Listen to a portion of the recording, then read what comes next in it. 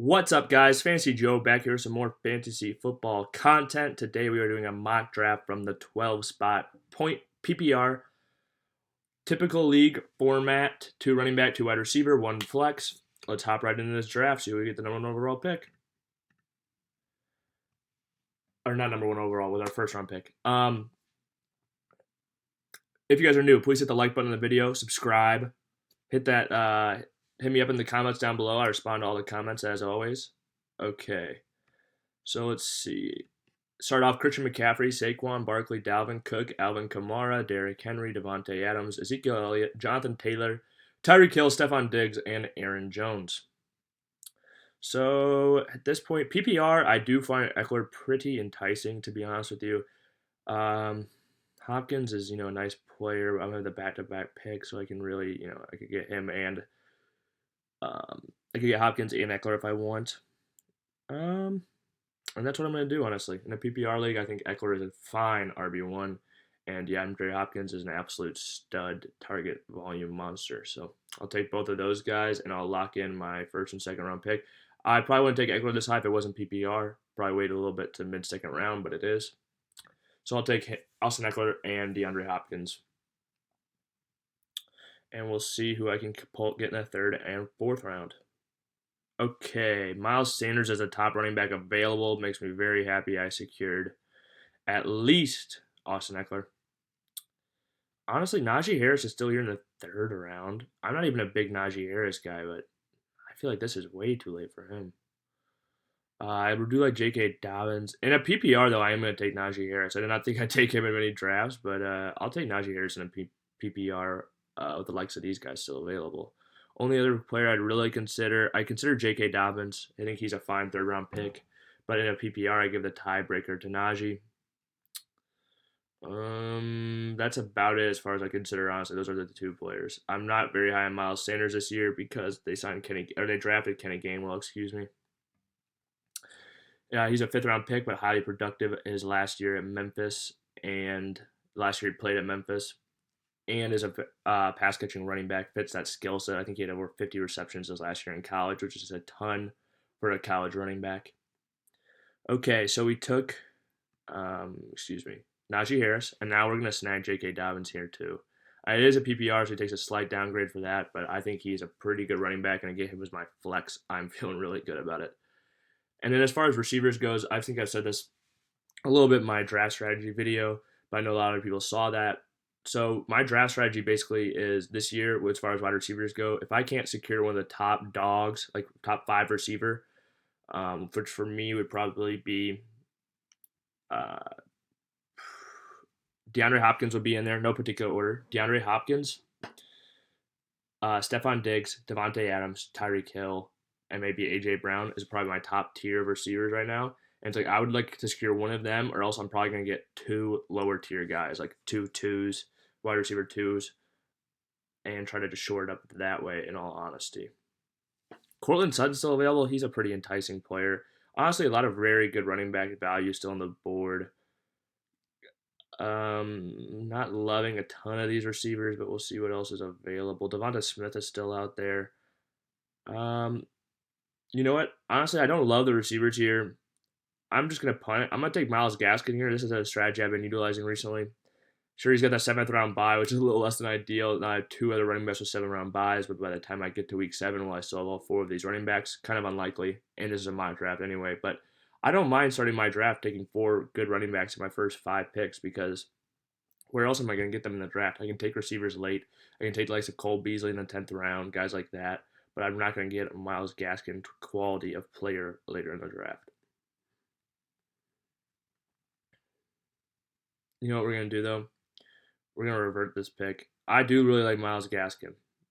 I like Travis Etienne more, though. We're going to take Etienne here.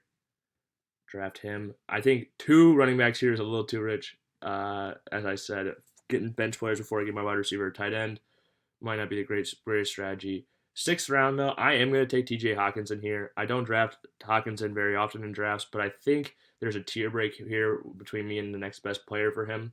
And as I said, I'm not really high on any of these receivers.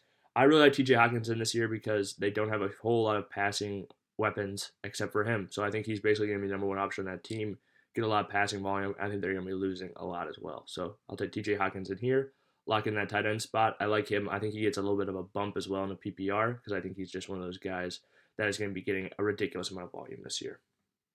Devonta Smith went, as that's likely. That's a discouraging still, though. But I will take, in a PPR, I'm going to take Jarvis Landry here for my wide receiver 2. Just a real solid player. Not going to blow the doors off by any means, but is real. At least I've got somebody I can start it week in and week out. Doesn't have the same upside as some of these other players, but I know he's good, and I know he's going to produce.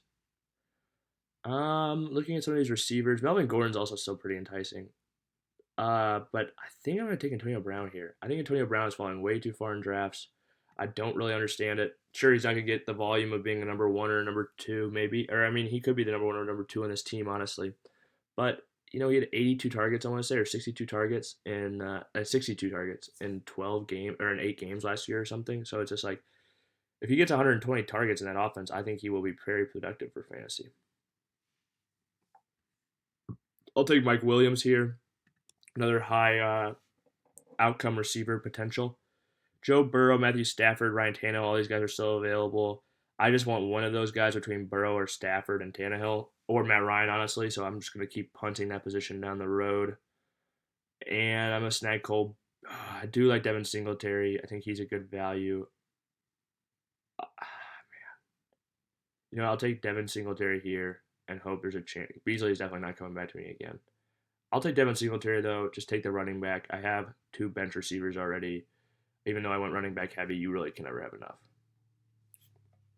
So I take Devin Singletary there. I think he'll get a bump in a PPR as well because I think he'll get most of the passing game volume. I don't think they'll give it to Zach Moss necessarily. Although Moss, he looked like that coming out of college. Honestly, it's probably going to be pretty split there. I wouldn't say that he'll get Devin Singletary a bump in PPR, actually. Gus Edwards is enticing here. If I didn't just go running back. I'll take Henry Ruggs and the upside that he provides. No. I'll take Mecole Hardman and the upside he provides in that Kansas City offense here.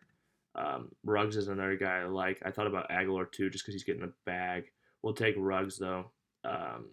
Rookie who could be the number 1 potentially on his team. Nelson Ekeler could too, but I'm not super excited about the passing volume in New England. So I got Ruggs there. We'll see what quarterback is available to me when we come around this next pick, if I even decide to go quarterback. Matt Ryan's still there. I love Matt Ryan this year. Weapons-wise, I don't know how we're drafting Calvin Ridley, Julio Jones, and Kyle Pitts so early. I think especially in actual drafts that you're in, Kyle Pitts is going to get drafted probably 7th round or higher. How is all these players getting drafted so high and Matt Ryan is being drafted so low? That makes no sense to me. So I'm going to take Matt Ryan with Julio, Calvin, and Kyle Pitts, and I'm going to be pretty confident that he's going to be able to produce for fantasy if all those players are 1st and 2nd round picks, basically. Or if 2 of his receivers are 2nd and 3rd round picks. Looking at this, I'll take Parris Campbell. I think he has an opportunity to succeed in that Colts offense that doesn't have a whole lot of playmakers surrounding Carson Wentz at the moment. So I'll take him there, and we'll have one more pick before this is all over. And I will take... Try to see if he's out there. He's not even listed. A rookie I keep an eye on, because like Allen Lazard is going in this range. I don't think he's been drafted yet. I'll look him up. Is Amari Rodgers. Let's see. He is available. I'll take him here as my last pick. Slot receiver is going to slide right into that Randall Cobb role. A very productive player in college. I think he's ready to hit the ground running in the NFL and can be productive in that Packers offense. So let's go over the team. Matt Ryan at quarterback. Got Austin Ekeler, Najee Harris as my starting running backs. DeAndre Hopkins, Jarvis Landry as my receivers. TJ Hockenson, the tight end spot. J.K. Dobbins as my starting flex. Then I've got Etienne on my bench. Antonio Brown, Mike Williams, Devin Singletary, Mecole Hardman, Henry Ruggs III, Parris Campbell, and rounded out Amari Rodgers. If you guys have made it to this point in the video, please hit that like button, hit that subscribe button. Questions or comments down below. Let me know who you would have taken, who I passed on that you would have drafted. Yeah, I do like this team a lot. Thought I got a lot of good value. Solid PPR draft. Until next time, this is Fantasy Joe. Peace out.